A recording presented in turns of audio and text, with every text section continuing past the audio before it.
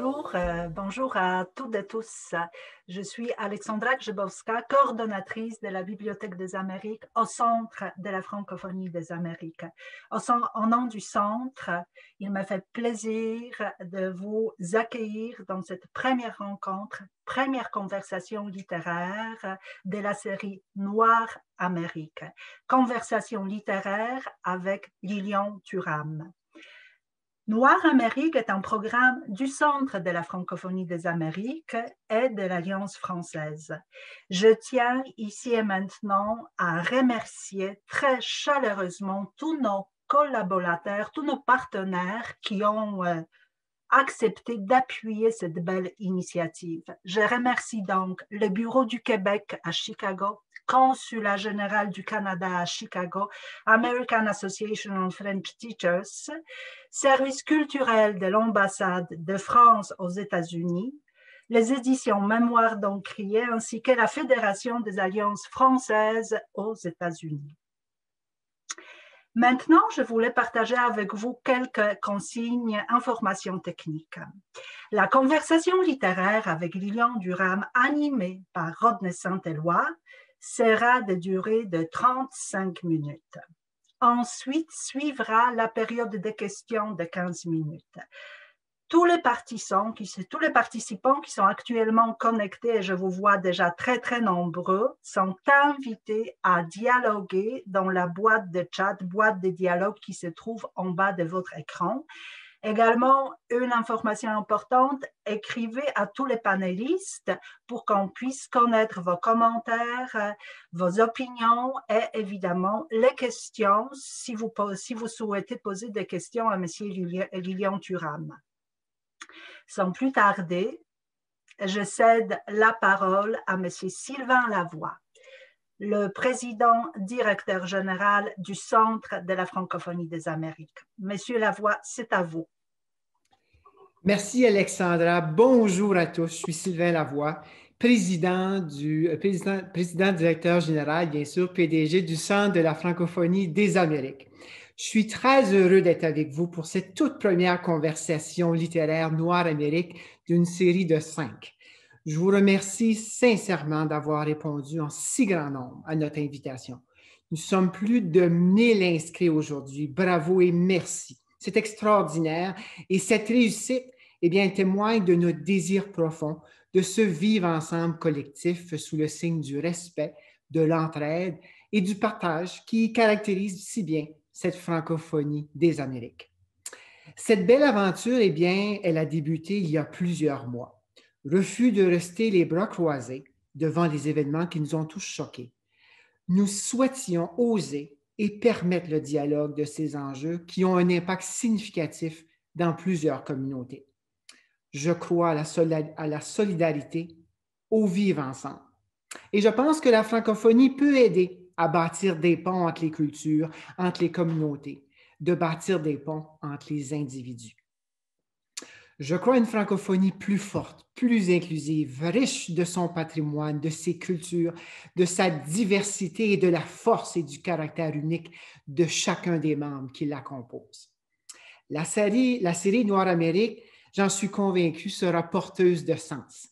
Nous aurons l'occasion inouïe ensemble d'entendre des auteurs engagés, des conversations franches, mais surtout des humains passionnés et animés par le désir de contribuer au plein développement de leur communauté, de leur francophonie des Amériques. Nous sommes 33 millions à avoir une langue commune sur notre continent. On peut faire une différence. Faisons la différence. Saisissons cette occasion offerte par les auteurs invités d'apprendre, de découvrir, d'entrer dans leur univers. Merci Rodney d'avoir tout de suite accepté d'être à nos côtés dans ce projet d'envergure. Merci bien sûr à nos amis de l'Alliance française de Chicago et tous nos partenaires pour leur grande collaboration tout au long de cette belle aventure. Sur ce, je vous souhaite à tous une belle rencontre et une agréable journée. Merci. Excellent. Merci beaucoup, Monsieur Lavoie, pour ces belles paroles. Sans plus tarder, j'invite Madame Mela Berge, directrice des programmes à l'Alliance française de Chicago, partenaire de la série Noire Amérique, à prendre la parole.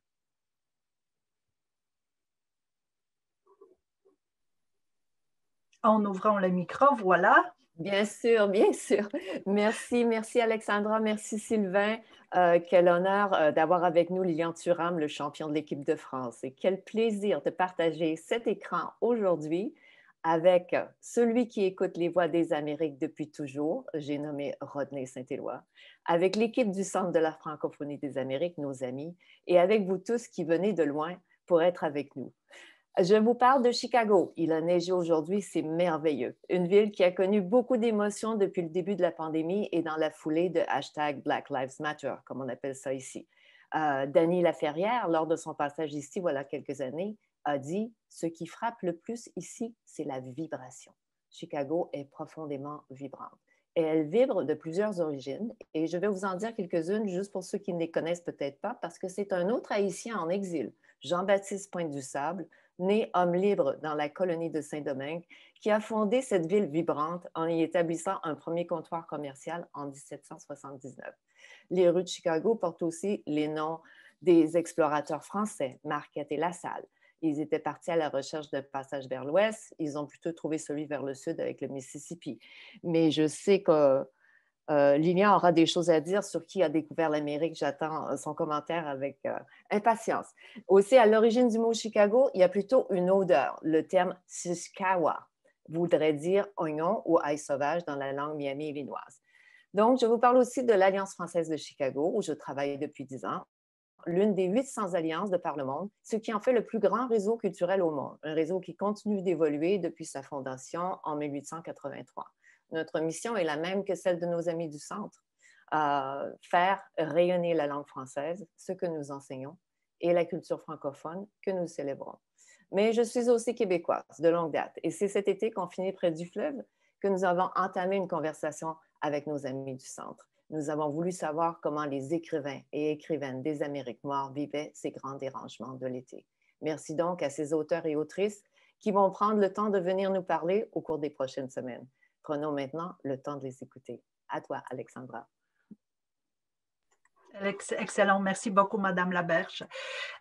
Donc, écoutez, il me reste à présenter notre animateur, notre cher animateur Rodney Saint-Éloi, qui a pris la décision d'être avec nous pour nous parler de l'Amérique, à travers différentes perspectives des Amériques, c'est-à-dire de Guadeloupe, d'Haïti, de Martinique. Rodney Saint-Éloi, c'est quelqu'un qui est vraiment exceptionnel.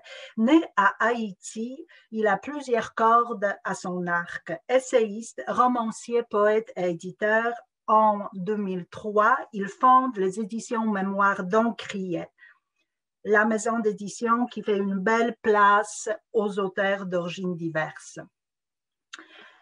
Rodney a son actif à plusieurs textes littéraires, de recueils de poésie, des essais, de récits, de réflexions. Ce qui est très important, c'est qu'en 2015, Rodney Saint-Éloi a été élu à l'Académie de lettres du Québec. En 2019, 4 ans plus tard, il est promu compagnon des arts et des lettres du Conseil des arts du Canada. Rodney Saint-Éloi connaît très bien l'importance et la portée des livres. Les livres nous rassemblent, je le cite.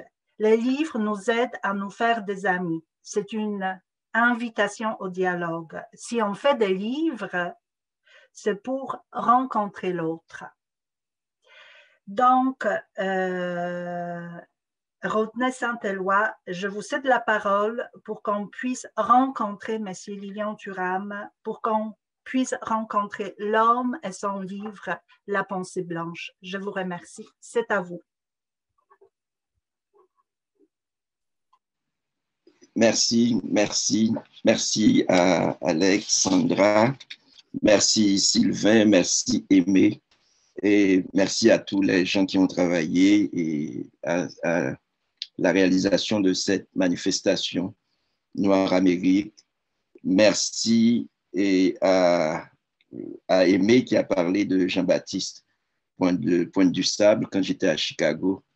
J'ai eu l'impression que c'était pour trouver les traces de Jean-Baptiste Pointe du Sable. J'ai envie de commencer en disant bonjour, en disant Koué, en disant sac passé à Lilian Thuram, en disant comment vas-tu, parce que quand on dit l'Amérique, c'est vraiment toutes ces Amériques créoles.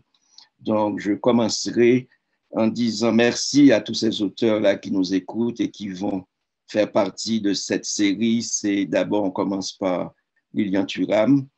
Ensuite, ça va être Patrick Chamoiseau. Nous avons Chloé Savoie-Bernard. Nous avons Alema Bankou. Nous avons Emily Prophète.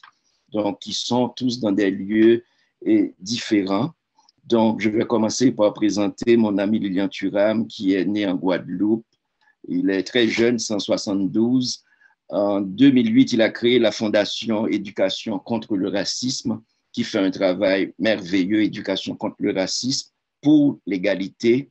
Et Lilian Thuram est champion de France et de l'équipe de football de France, champion du monde en 1998 et champion d'Europe en 2000. Et après avoir été champion dans le football sur les terrains de sport et dans les maisons d'édition, il devient aussi champion.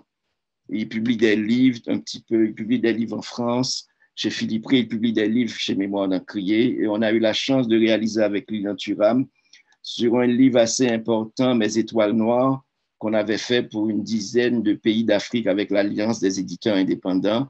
Et ce livre a bénéficié d'une subvention de la fondation Lilian Thuram. Donc, Lilian Thuram parle beaucoup de racisme, et il parle beaucoup de l'égalité. Il a écrit aussi Manifeste pour l'égalité. Donc, c'est très, très important de démarrer cette conversation avec Lilian Thuram. Lilian Thuram, bonjour. Lilian Thuram, sac passé, comment y est? Bonjour, ça va très très bien, merci Rodney, très très bien. Okay. On commence Lilian Thuram à parler on est au centre de la francophonie des Amériques, on parle des Amériques et puis il y a beaucoup de jeunes qui te regardent Lilian. On a publié récemment La pensée blanche, un essai. On pensait que c'était très dur, que ça s'adresserait simplement aux professeurs d'université, aux grandes personnes. On a eu un petit peu en fait, l'agréable surprise de découvrir qu'il y a des jeunes de moins de 20 ans qui découvrent, qui vont vers ton livre. D'habitude, les jeunes ne vont pas vers ces genres de livres. On a dit, c'est peut-être intéressant que Lilian capte un public que d'habitude, les intellectuels ne captent pas.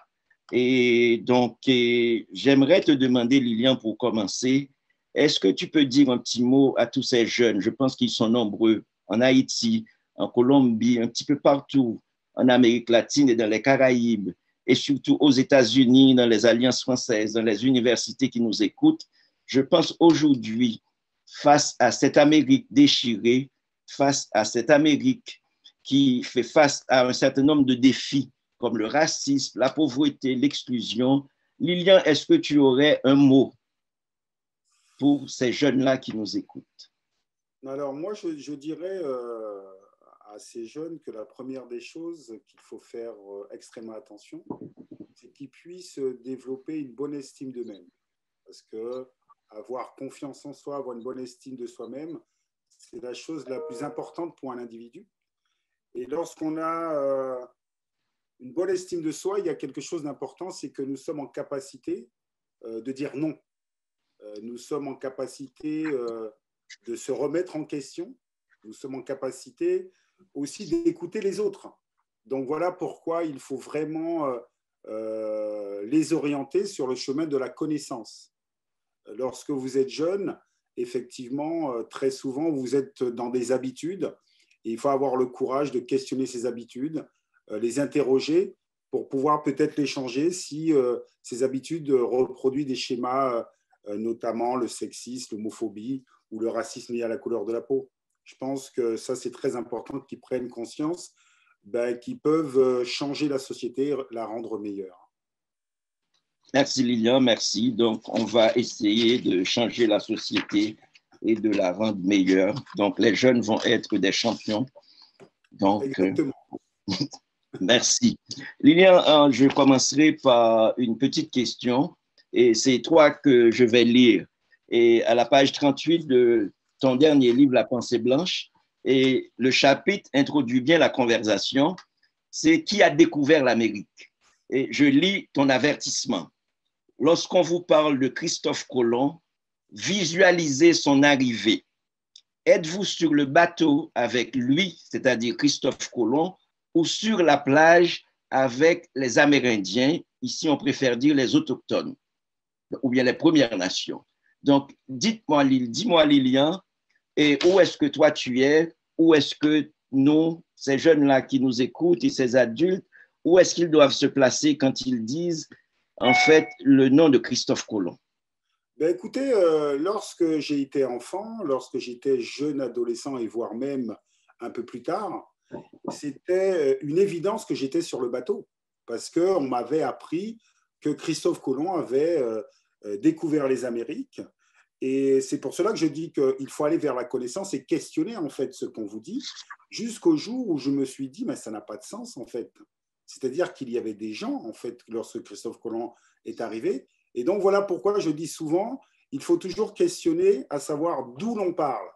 Et si on dit encore aujourd'hui, malheureusement, que Christophe Colomb a découvert l'Amérique, c'est qu'on ne prend pas, je dirais, on ne respecte pas les populations autochtones qui étaient déjà là-bas. Et donc, ce n'est pas anodin.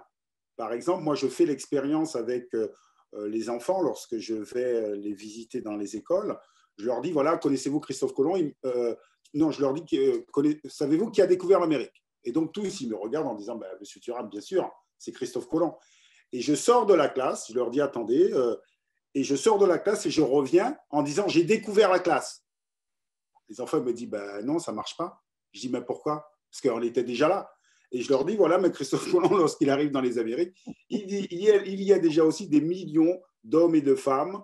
Et donc, il faut vraiment réfléchir à ça. Et les enfants restent bouche bée en disant, c'est vrai. Et je leur dis, voilà pourquoi il faut toujours se questionner.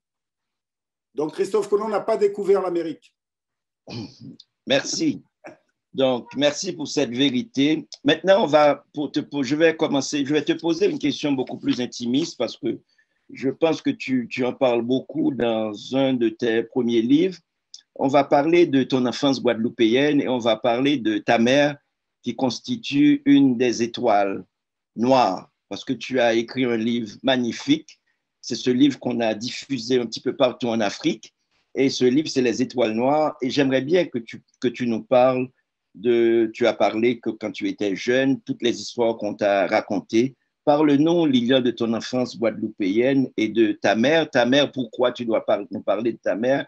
Parce qu'il y a toujours une approche à la fois antiraciste, mais très féministe de ta part, dans tes pensées. Donc, je pense que quelque part, tu as été éduqué comme ça. Alors oui, effectivement, lorsque j'ai écrit Mes Étoiles Noires, je n'ai pas raconté l'histoire de ma maman parce qu'il y avait cette pudeur et je me disais que je ne vais pas présenter ma maman comme ma première étoile.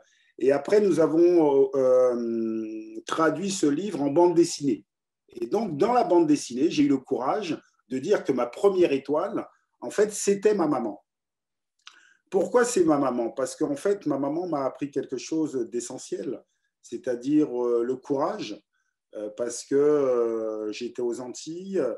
Le matin, très tôt, elle partait couper la canne à sucre dans les champs. L'après-midi, elle allait faire les ménages à Pointe-à-Pitre. Et un beau jour, elle nous a réunis autour d'une table à Anse-Bertrand et elle a dit, voilà, maman va partir. Donc nous étions très contents parce qu'on pensait qu'on allait partir à Paris avec elle.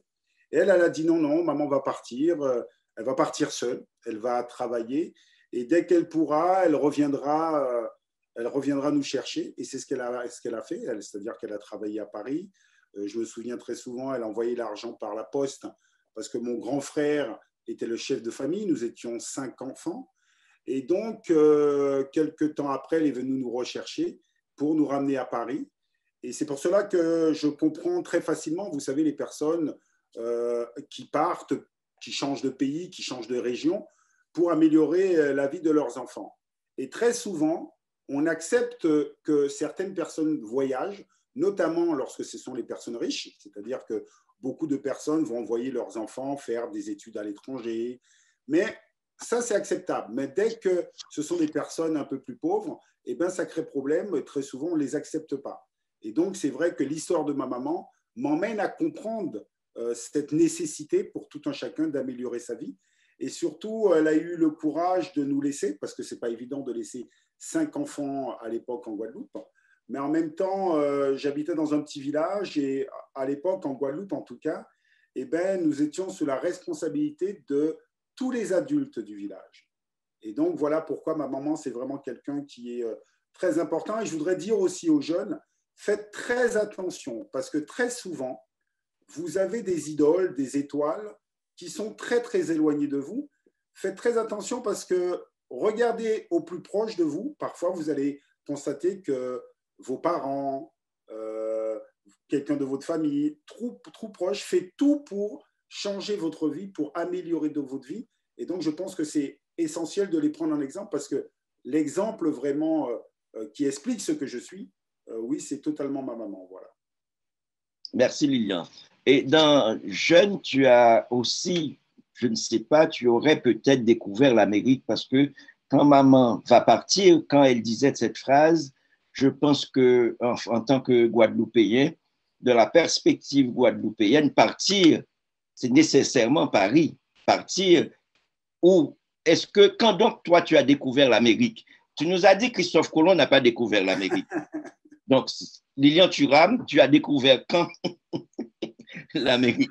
Mais en fait, alors, lorsque j'étais effectivement arrivé à Paris, les films qu'on regardait où est-ce qu'il y avait des personnes qui étaient plus ou moins de la même couleur de peau que moi, en fait, c'était des films qui venaient des États-Unis. Et donc, les États-Unis, j'ai découvert à travers les films et notamment aussi à travers la musique. Lorsque j'étais jeune adolescent, peut-être que certains jeunes ne connaissent pas le Smurf, par exemple, cette danse, vous voyez, désarticulée, et ben, ça venait de l'Amérique. Et effectivement, nous jeunes, on se projetait sur l'Amérique et on rêvait d'être comme les Américains. Voilà, c'est à travers la culture musicale et cinématographique que j'ai connu l'Amérique. Ah, merci. Donc, mais tu as rencontré aussi, Lilian, un écrivain du nom de Frantz Fanon et que tu as lu et qui a beaucoup marqué, qui a beaucoup structuré ton être, ton imaginaire et ta formation.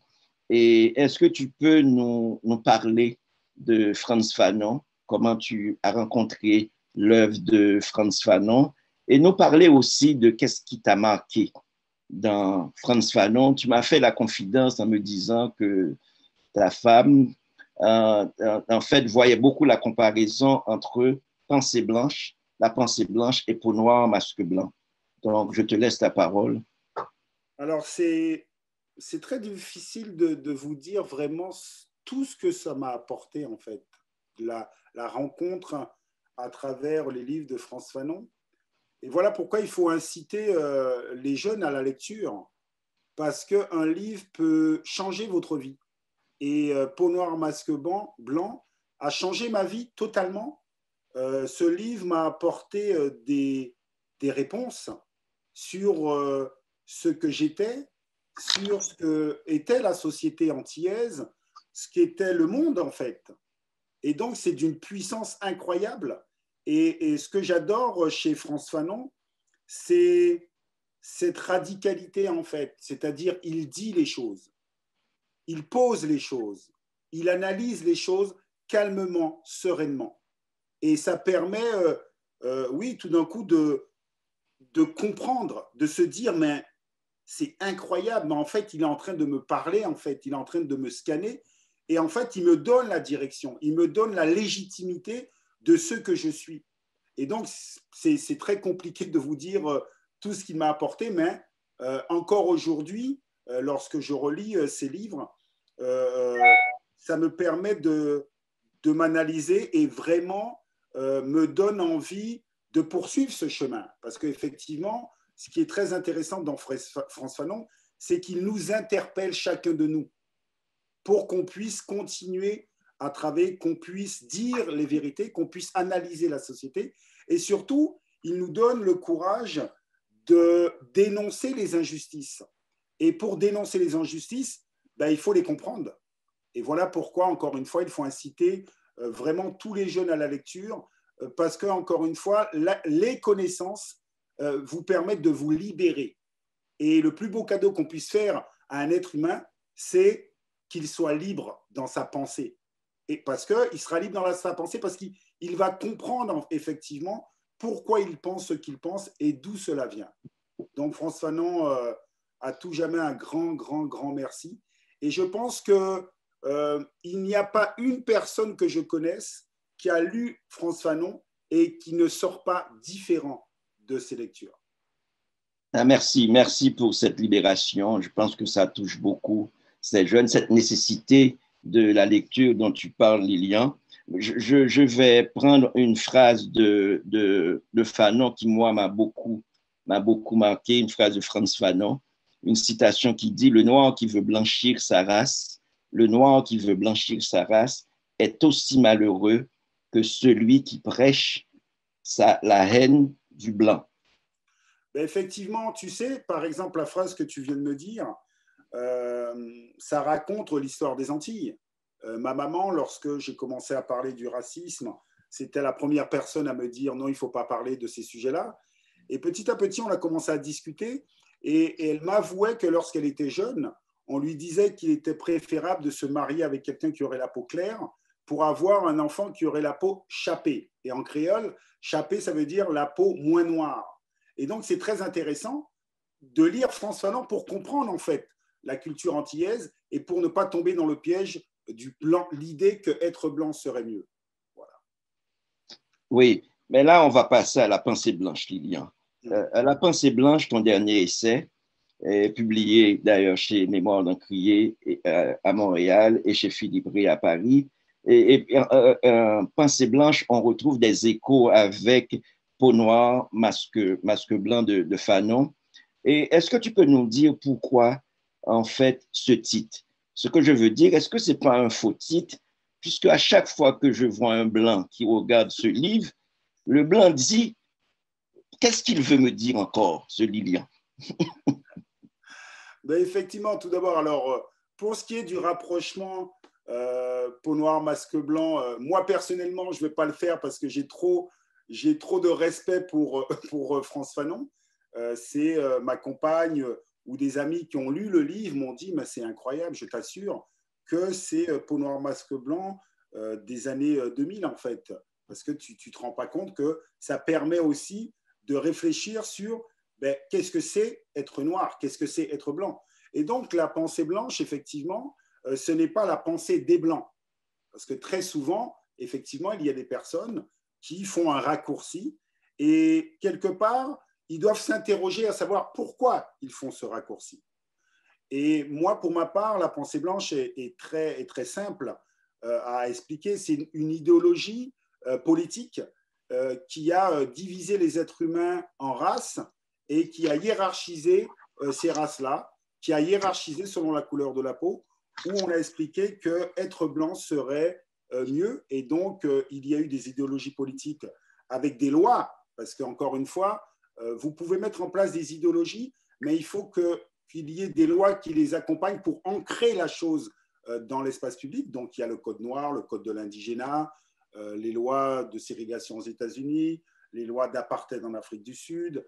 En fait, il faut connaître l'histoire de la racialisation du monde. Et l'idée, c'est expliquer pourquoi, effectivement, il y a cette hiérarchie selon la couleur de la peau. Et donc, en fait, pour bien comprendre, je pars toujours de mon expérience personnelle. Je dis très souvent que je suis devenu noir à l'âge de 9 ans, lorsque je suis arrivé dans la région parisienne, où des enfants m'ont insulté dans cette classe de CM2 de Bois-Colombes de salle noire. Et je suis rentré à la maison, j'ai posé des questions à ma maman et malheureusement, elle n'a pas su me répondre. Elle m'a donné une très mauvaise réponse. Elle m'a dit, mon chéri, c'est comme ça, les gens sont racistes, ça n'a pas changé. Et c'est une très mauvaise réponse parce qu'elle laissait entendre dire que le racisme serait une fatalité, qu'on ne peut pas y échapper. Et donc, pendant très longtemps, j'ai essayé de guérir le petit garçon en comprenant le mécanisme du racisme, en me disant pourquoi on infériorise les personnes de couleur noire, dont j'ai appris l'histoire. Et il y a une dizaine d'années, je suis tombé sur un hors-série du Point qui s'intitulait « La pensée noire ». Et donc, je me suis dit, mais qu'est-ce que c'est ça? D'où ça vient? Et donc, j'ai commencé à prendre les choses à l'envers et j'ai regardé ce traumatisme d'enfant dans cette classe de CM2 en regardant les enfants qui m'avaient insulté. Et je me suis dit, ils ont 9 ans, ils ont intériorisé qu'être noir était inférieur. Ça veut dire qu'ils ont intériorisé qu'ils étaient blancs. Ils ont intériorisé qu'être blanc, c'est mieux. En fait, d'où cela vient? Et donc, j'ai tiré le fil pour essayer d'expliquer que malheureusement, on ne se rend pas compte. L'histoire nous a enfermés dans des catégories liées à la couleur de la peau et il faut questionner ces catégories pour pouvoir s'en sortir. Il y a quelque chose dans la pensée blanche, une mesure de précaution. En 4e de couverture, il ne s'agit pas de culpabiliser ni d'accuser en parlant de la pensée blanche. Donc, c'est clarifier la perspective. Il ne s'agit pas de culpabiliser ni d'accuser, mais de comprendre les mécanismes à l'œuvre, d'en prendre conscience pour construire de nouvelles solidarités. Donc, ce que je voudrais te poser comme question, Lilian, c'est comment dire aujourd'hui le racisme? Est-ce qu'il n'y a pas un malaise de la part du blanc et de la part des noirs quand on dit le mot racisme, quand on voit la chose qui s'appelle aussi racisme? Comment dire aujourd'hui le racisme sans s'empêtrer dans le racisme, tout en évitant de tomber dans le piège du racisme? C'est-à-dire, ce que je veux dire, comment Lilian Thuram peut combattre le racisme tout en évitant de te faire traiter de raciste? Alors, tout d'abord, je pense que vous allez toujours trouver des gens qui vont vous traiter de raciste. Ça, vous ne pouvez rien y faire. La seule chose qu'on peut inviter, c'est à la connaissance. C'est-à-dire, très souvent, dans l'espace public, il y a beaucoup de personnes qui parlent du racisme en parlant d'émotions personnelles, de sentiments personnels. Et donc, il faut leur dire qu'en fait, il y a une histoire du racisme. Et cette histoire du racisme, il faut la connaître. Parce que si vous ne la connaissez pas, vous ne pouvez pas l'analyser correctement. Et donc, si vous ne la connaissez pas, peut-être que vous allez croire que, par exemple, l'esclavage, la traite négrière, c'est une confrontation entre personnes de couleurs différentes. Mais si vous connaissez l'histoire du racisme, vous allez savoir que l'esclavage, avant tout, c'est un système économique. Si vous analysez la colonisation en pensant que les colonisations, ce sont des affrontements entre personnes de couleur, c'est que vous n'allez rien comprendre. Parce que là aussi, c'est un système économique et chaque système économique doit construire un discours pour légitimer sa violence. Et donc, en fait, le racisme, la séparation des êtres humains en catégories liées à la couleur de la peau, en les hiérarchisant, en fait, c'est ce discours qui légitime la violence économique. Et donc, nous devons absolument comprendre que l'histoire du racisme a une profondeur historique. Nous pouvons dater l'arrivée des processus comme les Blancs, les Noirs. Nous pouvons déconstruire le discours en lisant les intellectuels de l'époque qui ont façonné et qui ont fait en sorte que chacun de nous, nous allons fini par croire que c'était tout à fait naturel. Par exemple, très peu de gens questionnent qu'est-ce que c'est être blanc, qu'est-ce que c'est être noir. Parce que la réalité, et ça je le fais par exemple lorsque je vais dans les écoles, je dis souvent aux enfants par exemple qui est blanc ou qui est noir. Je prends une feuille blanche et je montre cette feuille-là en disant voilà, elle est de quelle couleur? Et les enfants me disent bah, la feuille elle est blanche. Et je mets près de la peau des enfants qui me disent qu'ils sont blancs et je leur demande est-ce que vous êtes de cette couleur? Mais les enfants ils me disent non. Et je leur dis mais pourquoi vous dites que vous êtes blanc alors? Et là il y a un silence. Ils me disent mais par habitude. En fait, ce sont ces choses-là, c'est-à-dire questionner ces catégories liées à la couleur de la peau pour qu'on puisse voir que c'est un piège. Et cela, je l'ai appris, par exemple, avec mon fils Kéfren, lorsqu'il était tout petit. Un jour, il me dit, un jour, je lui pose la question. Je lui dis, Kéfren, dis-moi, tu es le seul petit garçon noir de ta classe? Il me dit, mais papa, je ne suis pas noir. Et je dis, mince, il n'assume pas sa couleur. Je dis, bon, tu n'es pas noir? Il me dit, bah non, je suis marron. Je dis, ah bon, et les autres de ta classe sont de quelle couleur? Il me dit, bah, ils sont roses. En fait, vous voyez, de génération en génération, on reproduit des catégories liées à la couleur de la peau qui sont fausses, mais qu'on n'explique pas, parce qu'encore une fois, ce n'est pas anodin. Et il y a une histoire, et cette histoire-là a été aussi faite en hiérarchisant ces couleurs. Voilà pourquoi nous devons être sages, encore une fois, la connaissance pour devenir libre. Merci Lilian, tu parles de ton fils, mais j'aimerais bien que tu nous parles de ton ami Pierre, qui est dans le livre, on en a parlé. Moi, ça m'a fait tellement rire, ce qui est normal, ce qui n'est pas normal. Il y a des gens qui n'ont pas encore lu le livre. Pour les gens qui n'ont pas encore lu le livre, donc j'aimerais bien que tu parles de ton tourment identitaire et comment tu as appelé Pierre, parce que, en fait, ton fils, c'était toi il y a 35 ans qui posait des questions. Voilà. Donc, alors, effectivement, je me questionne souvent un petit peu sur ces sujets d'identité liée à la couleur de la peau, du racisme, ces choses-là. Et un soir, je décide d'appeler un de mes meilleurs amis d'enfance. C'est-à-dire que il n'y a pas d'ambiguïté. C'est mon ami, c'est mon frère. Et donc, je l'appelle. Et son vrai nom dans la vie, c'est Franck. Parce que dans le livre, j'ai mis Pierre, mais son vrai nom, c'est Franck. Et un soir, j'appelle, je dis, Franck, je peux te poser une question? Il me dit, bah ouais. Je lui dis, Franck, dis-moi, je suis noir? Il me dit, bah ouais. Je lui dis, mais moi, si je suis noir, toi, t'es quoi? Il me dit, bah je suis normal. Je lui dis, comment ça, t'es normal? Il me dit, ouais, je suis normal. Je lui dis, mais Franck, ça n'a pas de sens ce que tu me dis. Il me dit, non, écoute, écoute, je vais t'expliquer. Je dis, non, Franck, tu n'es pas normal. Parce que si tu dis que moi, je suis noir, ça veut dire que toi, tu es blanc, Franck. Et c'est ce qui est très intéressant, c'est la réponse qu'il a eue. C'est-à-dire qu'il n'a pas l'habitude, lui, d'être dans une catégorie. Et le fait d'utiliser la norme, c'est super intéressant parce que, effectivement, il se pense être la norme. Mais je ne pense pas qu'il faut en vouloir à mon ami, parce qu'encore une fois, c'est mon ami, on a grandi ensemble, il n'y a pas d'ambiguïté. C'est-à-dire qu'il y a des personnes que parfois, sans se rendre compte, ils finissent par croire qu'ils sont la norme. Et lorsqu'on parle, par exemple, du sexisme, le rapport de domination des hommes sur les femmes, c'est exactement la même chose. C'est-à-dire qu'on a construit l'idée que les hommes étaient la norme. Et c'est exactement la même chose lorsqu'on parle des problématiques liées à la sexualité. Certaines personnes sont persuadées d'être la norme et les autres ne sont pas normaux. Et donc, en fait, nous devons questionner ces catégories pour pouvoir peut-être grandir intelligemment. Voilà. Oui, pour parler de racisme, en fait, dans la pensée blanche, tu as parlé de système, tu as parlé de profondeur historique. J'aime beaucoup cette conscience de l'histoire qui traverse toute ta parole, toute ta pensée, et puis toutes les représentations aussi. Et quand tu as parlé de système, et ici, je parle du Québec, quand on parle de racisme, la question qu'on se pose et que souvent des journalistes, des politiciens se posent, le racisme, est-ce qu'il est systémique ou ou non?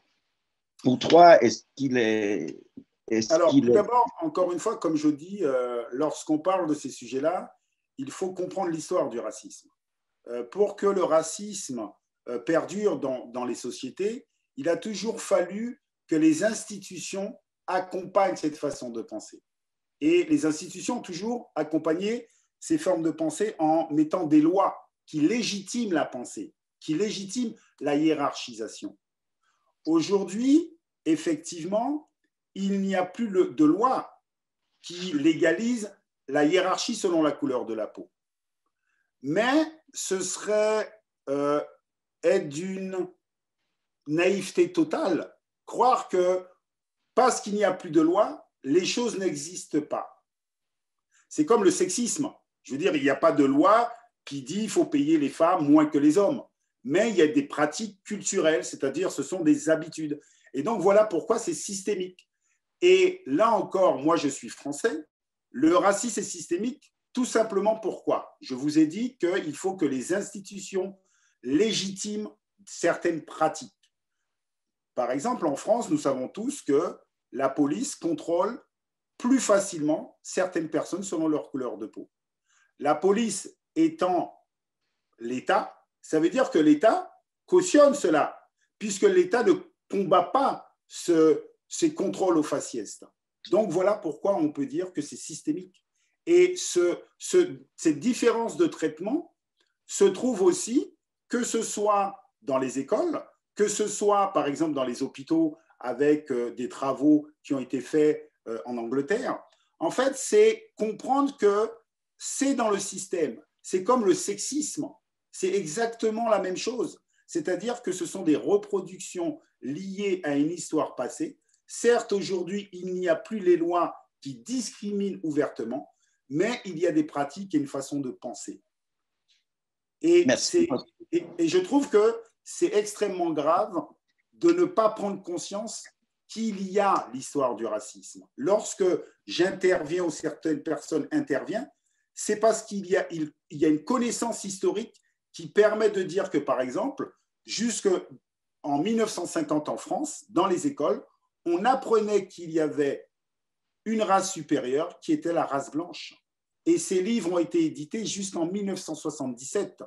Et moi, en 1977, j'avais 5 ans. Et je pense que la grande majorité des personnes ne sont pas au courant de ces choses-là. Je vais reprendre pour les gens qui nous écoutent ce que c'est la première phrase qui est un exergue du livre La pensée blanche de Lilian Thuram et qui dit, c'est extrait d'un manuel scolaire qui a été diffusé et en circulation en France dans les écoles de 1877 et qui a été réédité tel quel jusqu'en 1977. Et la première citation en exergue de la pensée blanche dit ceci: la race blanche, la plus parfaite des races humaines. Donc, Lilian Thuram, donc je pense que ça va.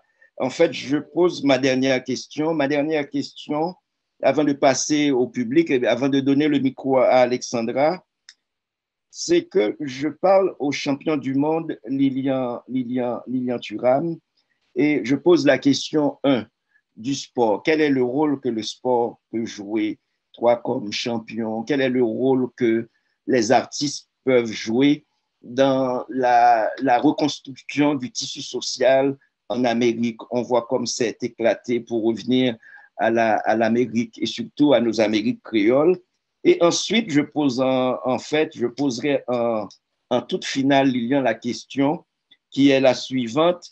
Et Lionel Gauthier est là avec moi, qui dirige la Fondation contre le racisme. Donc, comment éduquer contre le racisme, Lilian? Comment les gens, il y a beaucoup de professeurs qui nous écoutent là, Lilian, et la question que les professeurs souvent adressent à mémoire d'un crier, comment entrer dans une classe, par quel biais, sous quel angle aborder la question du racisme sans que ça fasse mal?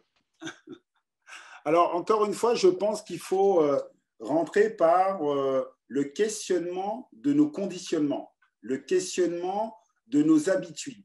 Et c'est pour cela que dès le départ du livre, j'ai mis cette carte du monde. Vous voyez? Je ne sais pas si vous la voyez. En fait, ce qui est très intéressant, c'est que très souvent, les enfants me demandent de retourner la carte en me disant, mais Monsieur Thuram, elle n'est pas bonne. Et moi, je leur dis, voilà, les enfants, est-ce que vous avez déjà vu un ballon de foot? Ils disent, ben oui. Est-ce qu'on peut dire qu'un ballon de foot est à l'envers? Non. Donc, c'est exactement la même chose pour le globe. On ne peut pas dire c'est à l'envers.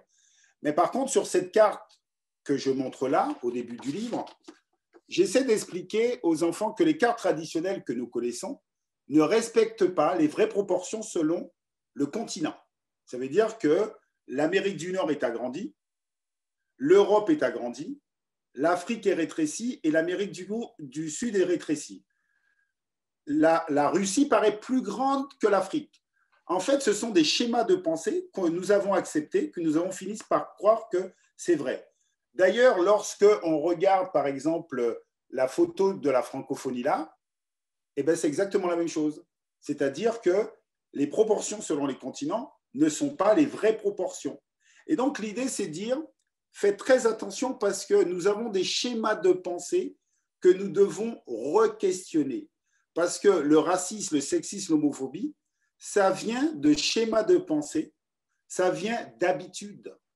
Ce sont les habitudes de comportement qui nous emmènent à reproduire des schémas. Et donc, si nous ne cassons pas ces habitudes-là, eh bien, nous restons dans la hiérarchisation sans s'y rendre compte, comme si c'était normal de se comporter comme cela. Et montrer que de génération en génération, souvent, ce sont les jeunes générations qui questionnent et qui refusent les habitudes et qui disent non, non, non, non. Mes parents n'avaient pas le droit de rentrer dans ce restaurant, s'asseoir. Moi, je vais rentrer, je vais forcer les choses. Et aujourd'hui, c'est ce qui se passe. Ce sont des jeunes qui refusent en disant la vie compte, ma vie compte. Je n'accepte plus ces choses-là. Et pour cela, il faut s'intéresser à la politique pour qu'on puisse mettre en place des lois où chacun de nous, on va pouvoir effectivement être jugé sur ce que vous êtes vraiment et pas sur votre couleur de peau, pas sur votre genre ou votre sexualité. Je pense que ça, c'est vraiment la chose la plus importante. Après, vous savez, ce que je fais aujourd'hui, c'est parce que j'ai été éduqué aussi dans un sens. C'est-à-dire que très jeune, j'ai rencontré des gens comme Mohamed Ali, comme mince, j'ai un trou de mémoire. Enfin, il y a plein, historiquement, il y a plein de sportifs qui ont questionné l'espace public, qui ont questionné les gens sur les injustices sociales. Et donc, je crois que le sport a une force extraordinaire. Pourquoi? Parce qu'en fait, vous savez, peu importe votre couleur de peau, lorsque vous êtes un sportif et que vous êtes reconnu, en fait, vous transmettez des émotions aux gens. Et les gens sont en capacité aussi de vous écouter plus facilement. Et voilà pourquoi, effectivement, le sport en règle générale, les sportifs, les artistes ont un rôle pour questionner le sensible, les émotions, et pour dire aux gens, faites attention, peut-être que vous ne vous rendez pas compte, nous vivons dans un monde où il y a certaines hiérarchies, où il y a une certaine discrimination. N'ayons pas peur d'en discuter tranquillement, sereinement, pour avancer, sachant que, bien évidemment, lorsqu'on parle de catégories discriminées, ça veut dire que les catégories qui ne sont pas discriminées seront avantagées. Donc, ça veut dire qu'il y a des gens qui ne voudront pas le changement. Donc, voilà, il faut savoir que l'égalité, elle se gagne, elle ne se donne pas. Mais je pense que les choses avancent, c'est ce qui est intéressant. Je trouve que les jeunes sont toujours de plus en plus réceptifs. Et vous savez, il y a des gens parfois qu'on regarde en disant qu'est-ce qu'ils font, ils se radicalisent, ce n'est pas une bonne chose. Et quelques temps après, on dit mais ils avaient raison. Regardez ce qui s'est passé avec Kaepernick. Ça veut dire que lui avait refusé de se tenir droit pour l'hymne national, il se mettait à genoux. Tout au début, on disait mais il est fou, il est irrespectueux. Et à la fin, on a vu des policiers un peu partout dans le monde se mettre à genoux. Parce qu'effectivement, tout changement commence par une prise de conscience d'une minorité. Cette minorité éduque et ouvre les yeux à la majorité. Toute situation injuste reste parce qu'une minorité veut que les choses restent en l'état. Donc, ça veut dire qu'il faut inciter les gens à sortir de la neutralité et leur dire, dans ces systèmes injustes, vous ne pouvez pas être neutre. Parce que si vous êtes neutre, ça veut dire que vous cautionnez les injustices. Et ça, c'est très important à comprendre. Merci Lilian. Je vais passer la parole au public, à Alexandra, mais j'aimerais terminer, Lilian, simplement par une petite phrase de James Baldwin que tu aimes beaucoup. James Baldwin qui dit « On ne peut pas changer tout ce qu'on affronte, mais rien ne peut changer tant qu'on ne l'affronte pas. » Mais moi, je suis totalement d'accord. Il y a cette phrase qui m'accompagne toujours. Et il y a aussi une autre phrase d'Albert Einstein qui dit à peu près cela, qui dit « Le monde va mal, non pas à cause de ceux qui font le mal, mais à ceux qui regardent et qui laissent faire. » Et donc, je pense qu'il est temps de ne plus laisser faire. Merci. Merci. Merci Rodney, merci Lilian Thuram. Je vous remercie pour cet échange absolument passionnant. On a appris plein de choses. Et moi, je suis dans la boîte de chat, je suis les réactions de notre public. Écoutez, Monsieur Thuram, en effet, on aurait besoin encore de quelques lumières que vous nous apportiez pour notre vie au quotidien. Donc, j'ai 2 commentaires que je tiens à partager avec vous, Monsieur Thuram. Donc, c'est une opinion d'une professeure au Canada qui travaille dans le contexte minoritaire. Elle veut savoir comment être alliée de ses élèves, de ses étudiants noirs, comment travailler avec eux. Et autre opinion, un peu également dans la même direction d'une panéliste qui dit Lilian, quel conseil pourriez-vous donner à une femme blanche pour lutter avec ses petits moyens contre le racisme au quotidien? Voilà. Alors, vous savez, moi, j'avais la chance de rencontrer parfois Madame Françoise Héritier, qui est une très grande anthropologue, décédée il n'y a pas longtemps. Et elle me disait, Monsieur Thuram, tous les jours, je fais attention à ne pas avoir de préjugés racistes. En fait, je pense que déjà, c'est le début. C'est se poser la question à savoir, est-ce que vous-même, est-ce que nous-mêmes, nous ne sommes pas porteurs de ces préjugés-là? Après, il faut aussi prendre conscience que cette pensée blanche, cette hiérarchisation selon la couleur de la peau, mais influe sur les personnes non blanches, mais influe aussi sur les personnes blanches.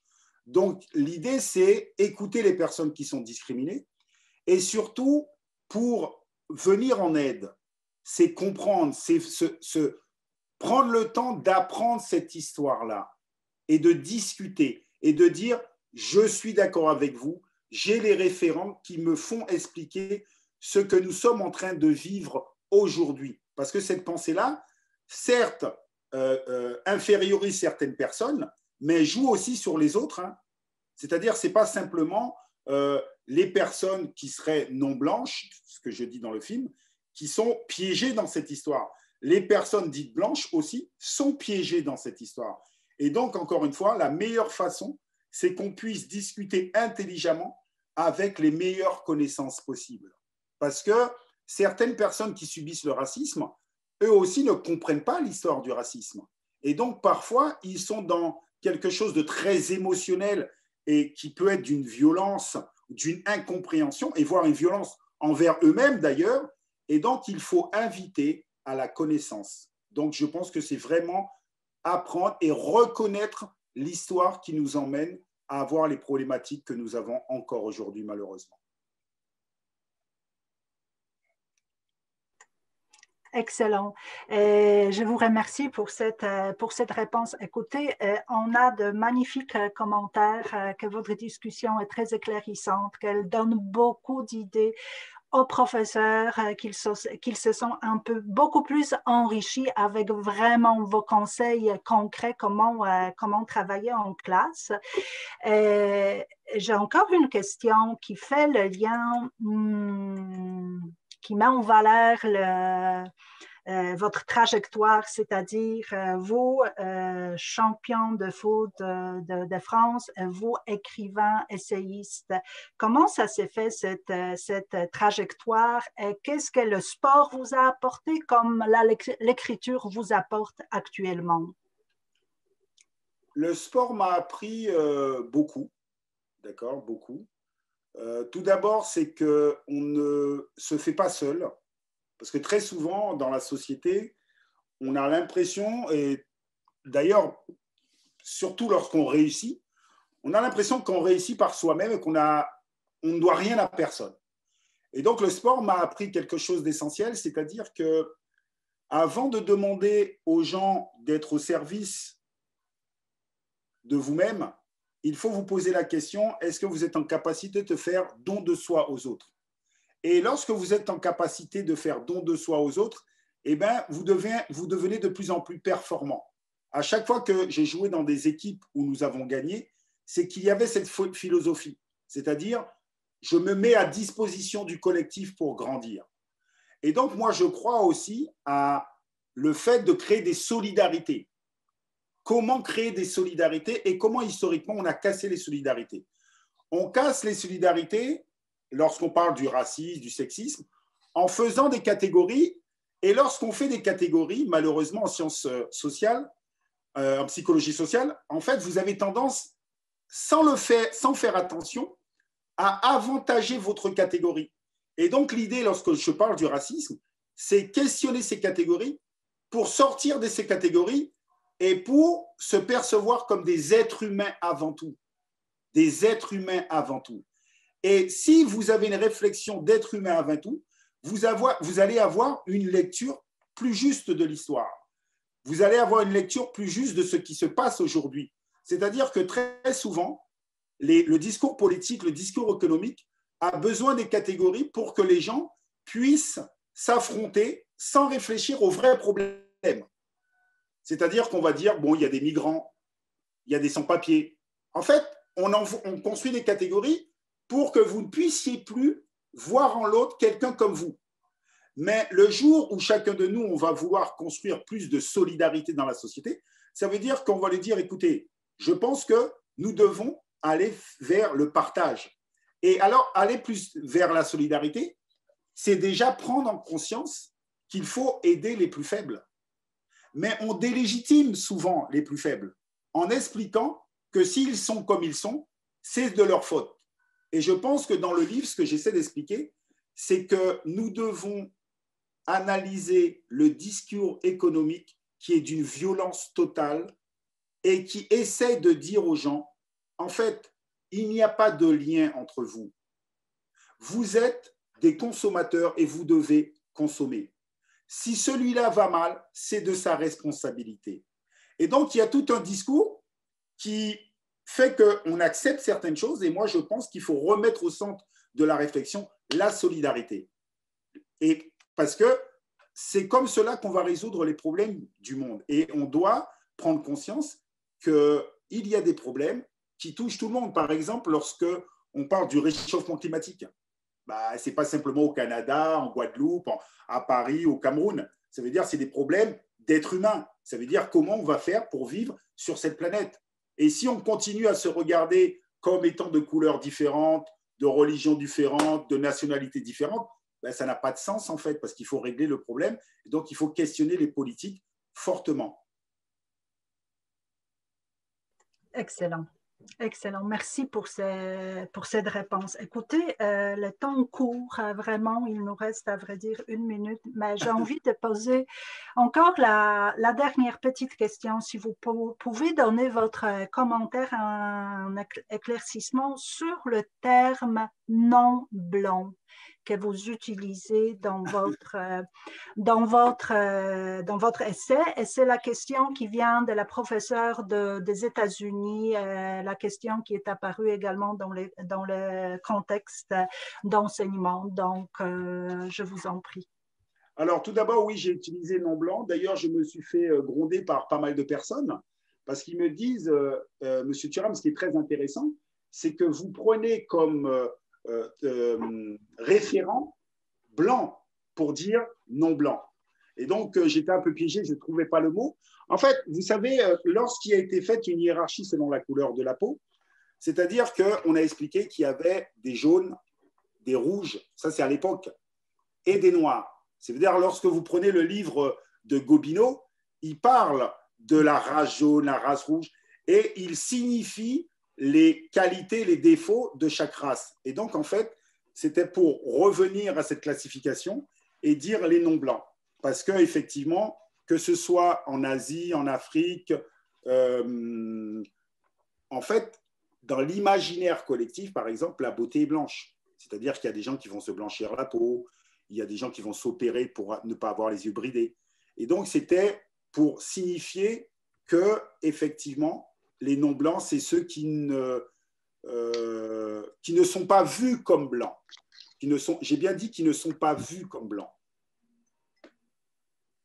Voilà. Bon, mais écoutez, merci beaucoup. Vous avez dit les choses essentielles, le mot essentiel. On a besoin de solidarité, on a besoin de compréhension, il faut connaître l'histoire pour vivre ensemble. Donc, Monsieur Lilian-Thuram, je vous remercie de votre message. Je vous remercie de votre participation à cet échange. Sachez qu'on a reçu une tonne de commentaires dans le chat, tous les participants qui vous disent merci, merci pour votre travail, merci pour votre travail de pédagogue. Vous expliquez d'une manière très claire ce qui est essentiel, ce qui nous permet de vivre au quotidien en respectant le noir. Maintenant, écoutez, malheureusement, je dois annoncer que c'est la fin de notre première grande conversation littéraire avec Lilian-Thuram. Merci encore une fois à Rodney Saint-Éloi qui a animé, qui a posé plusieurs questions qui étaient très, très appréciées par nos panélistes. Ce que je voudrais annoncer à la fin, c'est qu'on vous invite à remplir un court questionnaire qui va apparaître dans votre navigateur lorsque la conversation sera terminée. Le Centre de la francophonie des Amériques organise plusieurs activités, plusieurs programmes qui peuvent vous intéresser. Donc, moi, je vous invite chaleureusement à devenir membre du Centre de la francophonie des Amériques. L'adresse à retenir, c'est francophoniedésamériques.com. Pour rappel, la prochaine rencontre aura lieu le mardi suivant. Et ça va être la rencontre, la conversation littéraire avec Patrick Chamoiseau, animée également par Rodney Saint-Éloi. Conférence en ligne, conférence gratuite. Et évidemment, nous vous invitons à vous inscrire. J'attire votre attention à une question pratico-pratique. La conversation aura lieu à 18h, heure normale de l'Est, donc un peu plus tard en soirée. Je vous remercie encore, nos intervenants. Lilian. Merci beaucoup à vous. Rodney, on vous remercie énormément. Merci. Et on vous dit à la prochaine. Au plaisir de se reparler. Merci beaucoup. Merci.